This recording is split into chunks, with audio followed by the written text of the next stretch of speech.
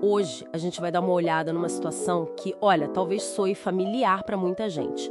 Aquela sensação de que as coisas que a gente conquista, sabe, para ter mais liberdade, tipo a casa, o carro, acabam de alguma forma prendendo a gente.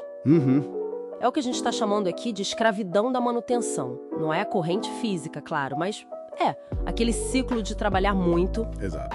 Não para ganhar mais, necessariamente, mas pelo medo, né? O medo de perder o que já tem. Esse medo é central. Pois é, as fontes que a gente analisou para hoje mergulham fundo na psicologia por trás disso, nas pressões sociais e econômicas e no custo humano, né? Que não é pequeno. Definitivamente não. Então, nossa missão aqui neste Deep Dive é tentar desvendar essa armadilha e, quem sabe, explorar algumas saídas. O foco é muito nessa luta para não perder. Para começar, parece que muito dessa prisão está na nossa cabeça, né? Como é que essa nossa relação com o que a gente possui acaba nos prendendo tanto assim? Olha, um ponto-chave vem lá da economia comportamental. Estudos clássicos como os do Kahneman e Tversky mostraram uma coisa chamada aversão à perda. Aversão à perda, certo. Basicamente é o seguinte, a dor de perder algo é sentida de forma muito mais intensa, tipo quase o dobro do que o prazer de ganhar uma coisa de valor igual. Nossa, o dobro. Então, depois que algo é nosso, a simples ideia de perder aquilo dispara um alarme interno muito forte. Isso explica muito, sabe? Porque às vezes a gente se agarra num emprego que detesta ou num padrão de vida que nem se sustenta mais. Só pra não sentir que tá perdendo, que tá andando pra trás. Exatamente. Evitar a dor da regressão. Faz muito sentido. E isso me lembra também aquela outra ideia, que a gente valoriza mais as coisas só porque são nossas, né? Como é que chama isso mesmo? É o efeito dotação. Tem aquele experimento famoso das canecas, lembra? Ah, sim. As pessoas que ganhavam uma caneca, de repente pediam um preço bem mais alto para vender do que as pessoas que não tinham a caneca estavam dispostas a pagar para comprar. É como se a caneca ficasse mais valiosa só por ser minha. Isso. E aí, na prática, imagina isso com coisas grandes. Casa, carro. A decisão de vender, de se desfazer, fica emocionalmente super difícil. Quase uma amputação simbólica, mesmo que racionalmente fizesse sentido se livrar daquilo. Entendi. Então a nossa mente nos prega essas peças, né? Supervaloriza o que é nosso, teme a perda, mas não é só coisa da nossa cabeça, né? A sociedade em volta parece que empurra a gente para isso também. Com certeza. Aí entra o que alguns chamam de consumo como identidade. O sociólogo Jean Baudrillard já falava disso, do valor de signo das coisas. Valor de signo. Os bens não valem só pela função prática. Eles funcionam como símbolos. Símbolos de status, de quem você é, a que grupo pertence. Ah, claro. A pressão das redes sociais hoje em dia deve potencializar isso, né? Demais. Publicidade, redes sociais, é um bombardeio constante dizendo que somos o que temos. E aí vem a pressão para manter essa imagem, custe o que custar. E para manter essa imagem, muita gente acaba entrando naquela... Ma esteira rolante da dívida, exato. O crédito fácil parece uma solução, né? Consome agora, paga depois. Só que essa obrigação futura vai te amarrando. E o trabalho vira só um jeito de pagar a conta. Para muita gente, sim. Deixa de ser um meio para viver e vira um meio para servir a dívida. Os números no Brasil assustam, viu? Segundo a Serasa, quase 44% dos adultos estavam inadimplentes recentemente. Quase metade da população adulta. É muita gente. Muita gente.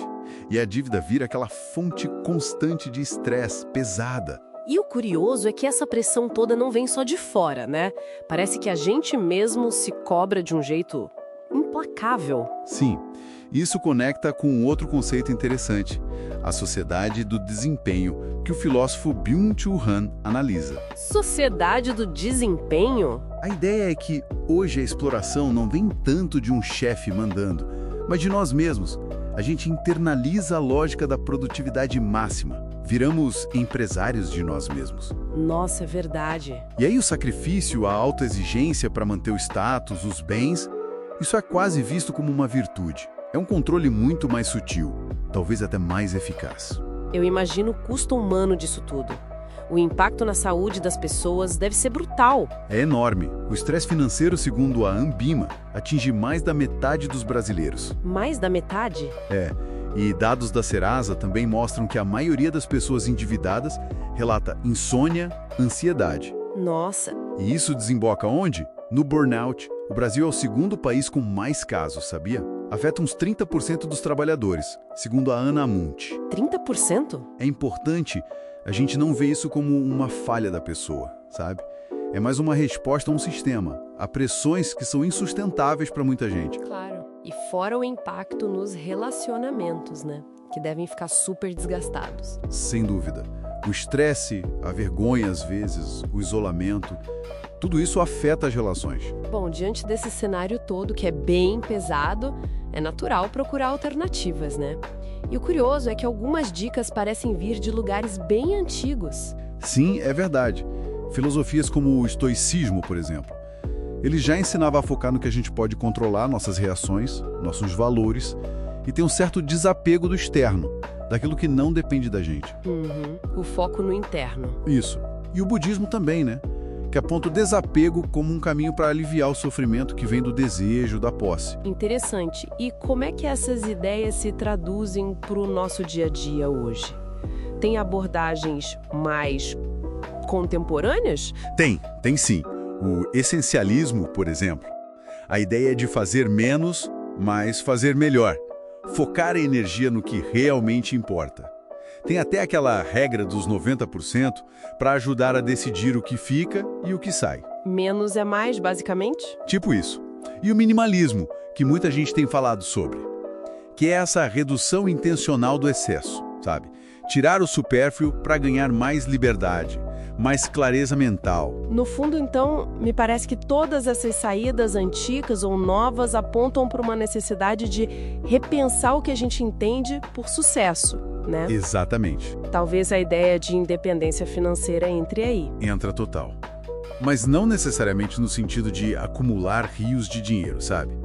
É mais no sentido de ter seus custos de vida cobertos por rendas que não exijam que você troque todo o seu tempo por dinheiro todo dia.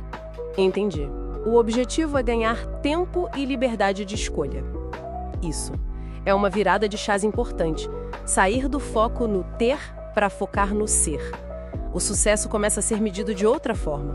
Em autonomia, em qualidade de vida, não só em bens materiais. Bom, então para a gente amarrar as pontas desse nosso deep dive, essa tal escravidão da manutenção é uma armadilha bem complexa, né? Que mistura nossos próprios vieses psicológicos com um monte de pressão social e econômica. Exato. Uma interação perigosa. E o custo disso para nossa saúde física, mental e para os nossos relacionamentos é real, é inegável. A mensagem central que fica, eu acho, das fontes que a gente viu, é que a libertação passa por uma redefinição do que a gente valoriza. Significa escolher conscientemente colocar o tempo, a saúde, a liberdade, acima da simples acumulação de coisas. É essa jornada do ter para o ser. E para deixar uma pulga atrás da orelha, uma reflexão final. Que pequeno hábito, ou posse, ou talvez uma obrigação, a gente está mantendo hoje, mais pelo medo de perder do que pelo valor real que aquilo traz para a nossa vida? Boa pergunta. O que será que aconteceria se a gente questionasse isso? Ou talvez se libertasse disso? Fica aí a pergunta no ar.